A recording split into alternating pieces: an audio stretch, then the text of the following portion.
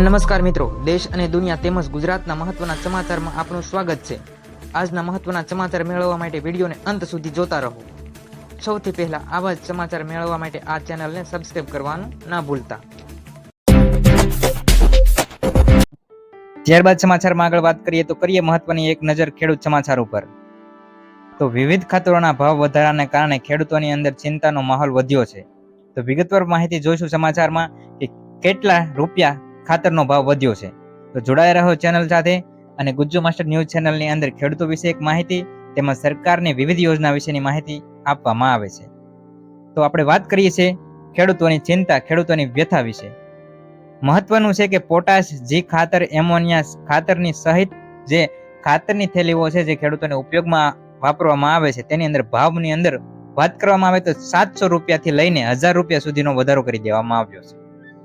એટલે કે સામાન્ય રીતે એવું કહેવામાં આવે તો આ ભાવ ડબલ એટલે કે બમણો કરી દેવામાં આવ્યો છે। ખેડૂતોનો આરોપ છે કે એક તરફ તો આ સરકાર ખેડૂતોની આવક બમણી કરવાના દાવા કરી રહી છે, પરંતુ મોંઘવારીનો માર ખેડૂતોને રડાવી રહ્યો છે અને આ ખેડૂતો પોતાની વ્યથા સરકાર સમક્ષ રજૂ કરી રહ્યા છે।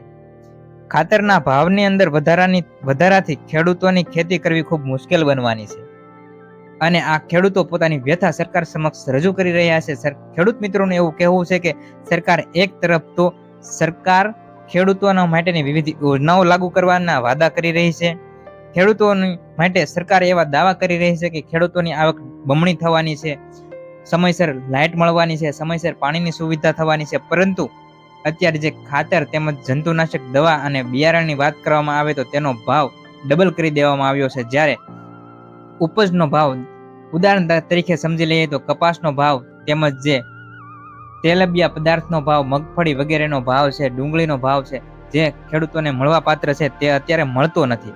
આમ ખેડૂત દેવાદાર બનતો જાય છે।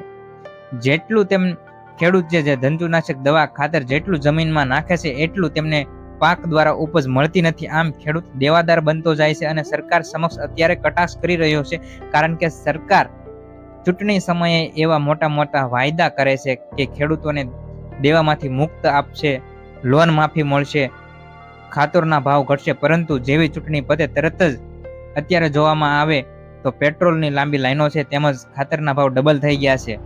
તો ખેડૂત એક તરફ દેવાદાર બની રહ્યો છે અને બીજી તરફ વાત કરવામાં આવે તો હવે ક્લાઇમેટ ચેન્જ જોવા મળી રહ્યું છે। વાતાવરણની અંદર ઘણા મોટા ફેરફાર થવા જઈ રહ્યા છે, જેના કારણે અવારનવાર વાવાઝોડા આવી રહ્યા છે, અવારનવાર માવઠા થઈ રહ્યા છે, જેના કારણે પણ ખેડૂતોને ખૂબ મોટા પ્રમાણમાં નુકસાની થતી હોય છે।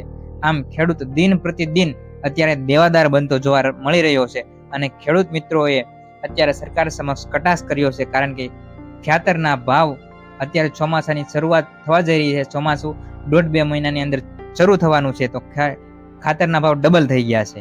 કેવી રીતે આ સમયમાં ખેડૂત ખેતી કરી શકે?